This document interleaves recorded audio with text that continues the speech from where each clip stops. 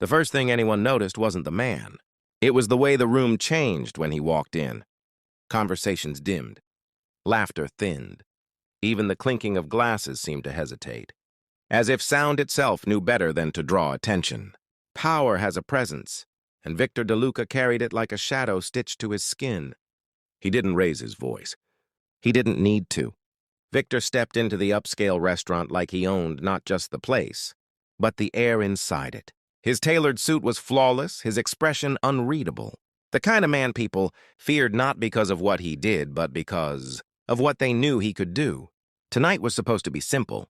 A quiet dinner, a meeting, business. But fate rarely asks for permission.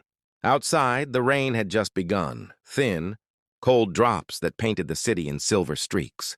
Beneath the awning near the restaurant's entrance sat a boy no one bothered to see. He couldn't have been more than 10. His clothes hung loose, worn thin by time and weather. Dirt marked his hands, but his eyes, sharp, alert, missed nothing. He watched people the way others watched. Television. Carefully, quietly, learning.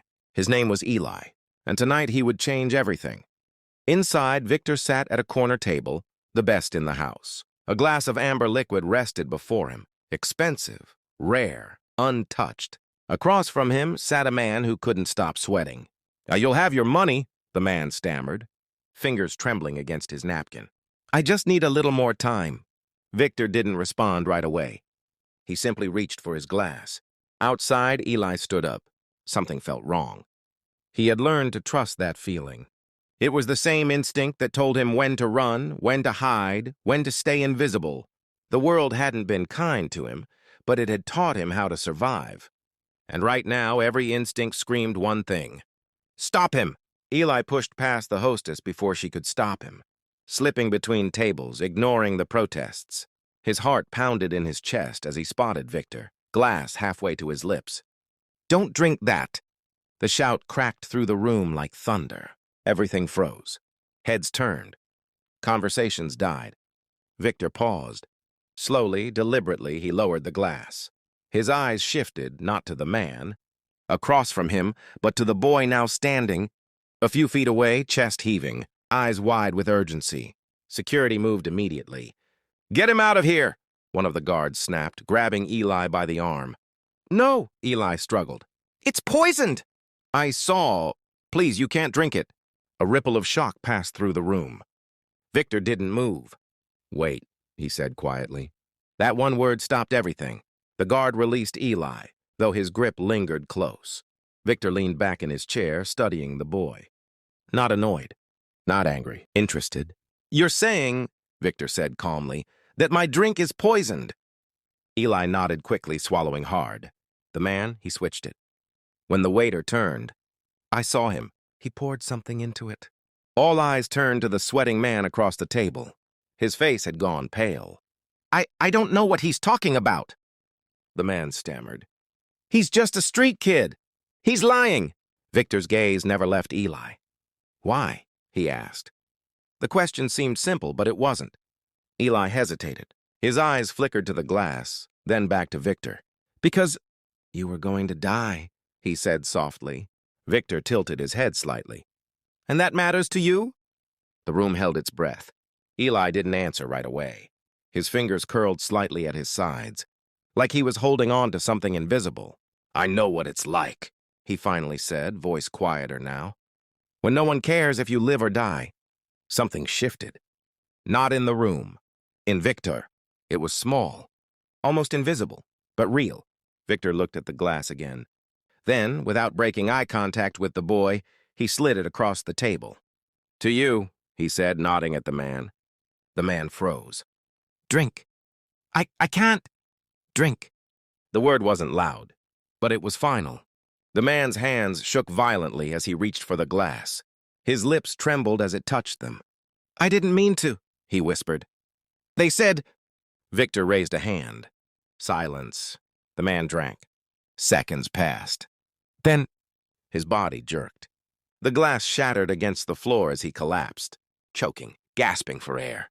Panic erupted across the restaurant as people stood backing away. Within moments, he was still, dead. The truth lay there, undeniable. Eli hadn't lied. The police would come later. Questions would be asked. Stories twisted. But in that moment, none of it mattered. Victor stood. He looked down at the boy, the child who had just saved his life. "You knew what would happen," Victor said. Eli nodded faintly. "And you still said something." Another nod. "Why?" This time, Eli didn't hesitate. "Because someone should." The answer was simple. Too simple. And yet it landed harder than anything Victor had heard in years. He had built his life on power, control, fear. Kindness was a language he no longer spoke, or perhaps never truly had. Victor removed his coat and draped it over Eli's shoulders. The fabric swallowed the boy, warmth wrapping around him like something unfamiliar. "What's your name?" Victor asked. "Eli." Victor nodded once. "Come with me, Eli." The guards exchanged glances but said nothing. Eli hesitated. "I'm not in trouble?" Victor almost smiled. "No," he said.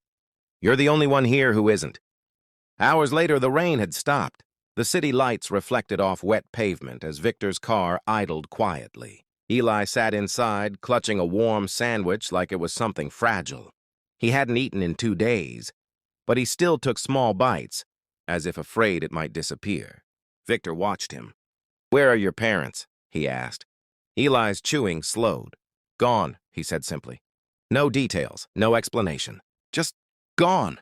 Victor understood that kind of silence. He leaned back slightly, thinking. In his world, people took. They lied, betrayed, destroyed. But this boy? He had nothing, and still chose to give. Victor exhaled slowly. "Eli," he said, voice steady, "how would you feel about not sleeping on the street anymore?" Eli froze.